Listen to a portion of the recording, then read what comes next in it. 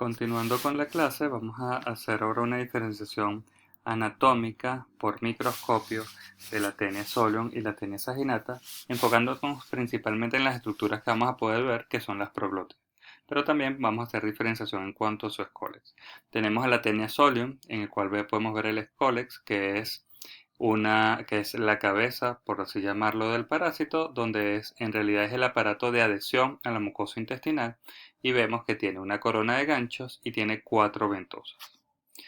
Luego tenemos aquí la proglótide. Recordemos, como le digo mnemotécnica, solium es corto. Entonces la proglótide es corta y tiene menos cantidad de ramificaciones en su interior, que son menos de 12.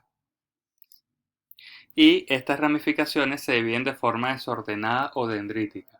Es decir, que por cada ramificación puede dividirse en 3, en 4 o en 2. Ahora, Taenia saginata, su escólex no tiene corona de gancho, sino que tiene solo 4 ventosas que le permiten la adhesión.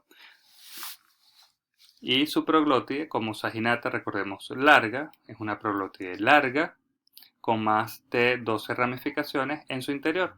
La división de estas ramificaciones es un poco más ordenada, se ordena de forma dicotómica. Como podemos ver en el esquema, de una ramificación vienen 2 y así sucesivamente.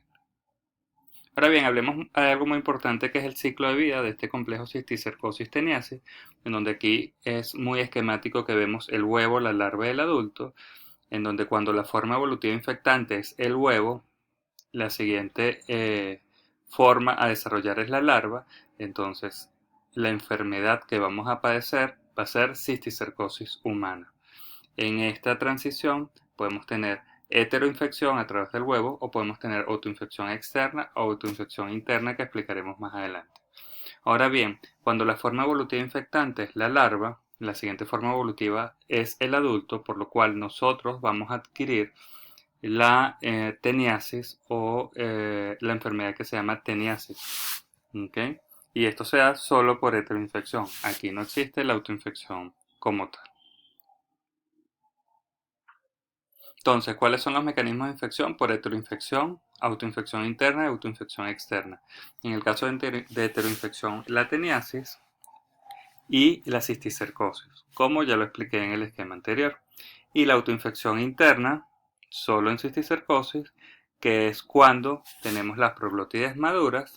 Estas liberan los huevos pueden eclosionar y liberar la larva, que es el cisticerco. Este cisticerco penetra la mucosa intestinal y se distribuye en los órganos de predilección, que pueden ser músculo y sistema nervioso central, provocando la cisticercosis. Y la autoinfección externa se da más o menos por el mismo mecanismo, en donde las proglótides maduras liberan los huevos. Estos huevos van a estar en las márgenes del ano, y por mala higiene, tal vez lavado de las manos, los huevos van a llegar a nuestra cavidad oral por alimentos contaminados o directamente a través de las manos, ocasionándonos la cisticercosis. Entonces, ¿qué mecanismos de acción patógena tenemos? Para teniasis tenemos 3, que es inflamatorio, mecánico y tóxico, y para cisticercosis humana tenemos 2. En el caso de inflamatorio para teniasis, es nada más el hecho o la presencia del parásito que ocasiona respuestas inmunológicas o de hipersensibilidad por encontrarse un cuerpo extraño o un organismo extraño. En el caso de la cisticercosis humana es similar, cuando el cisticerco se ubica en tejidos, casi siempre músculo, sistema nervioso central, provocando igualmente una respuesta inflamatoria por una respuesta inmunológica. En el caso de mecánico para ambos, tanto para tenia como cisticercosis, es por el hecho de estar presente ocupando espacio en algún órgano de nuestra economía. Por ejemplo, la teniasis se encuentra en la luz del intestino, y no solo eso, sino que su aparato de adhesión, que es el escólex, ocasiona también un traumatismo mecánico. Y en el caso de la cisticercosis, la presencia de la larva en el músculo o en el cerebro, ocasionando una lesión ocupante de espacio, tiene un efecto mecánico que puede ser incluso hasta de compresión. El último mecanismo de acción patógena, que es el tóxico, solo para la teniasis, es por los desechos que produce la tenia después de la digestión de los nutrientes que son obtenidos del hospedador. Entonces acá tenemos otro esquema de cómo es la cisticercosis y la teniasis. tenemos al hombre y tenemos al ganado tanto bovino como vacuno.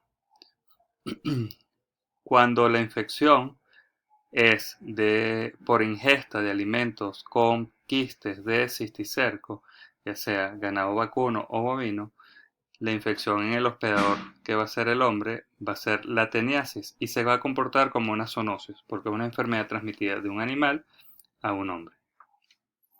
Y teniasis porque el hombre va a ser un hospedador definitivo, porque va a tener la forma evolutiva final del parásito, que son las formas adultas. Pero ¿qué sucede?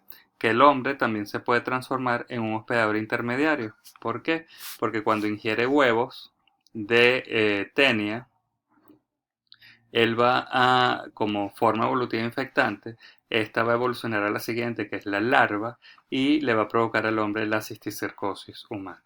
Entonces podemos ver que el hombre tiene doble comportamiento, como hospedador definitivo y como hospedador intermediario.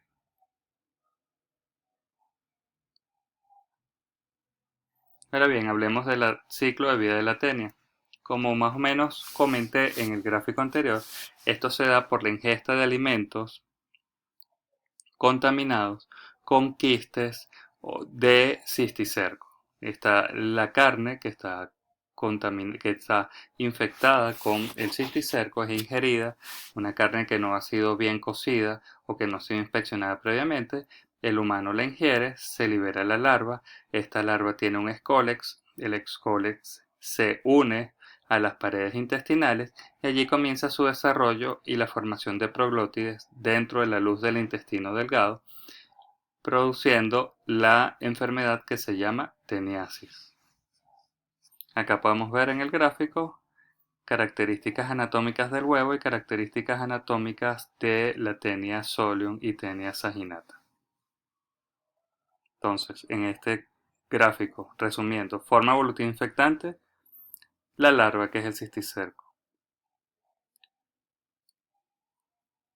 Y esto da parte del complejo cisticercosis teniasis. En este caso, el ciclo de la tenia.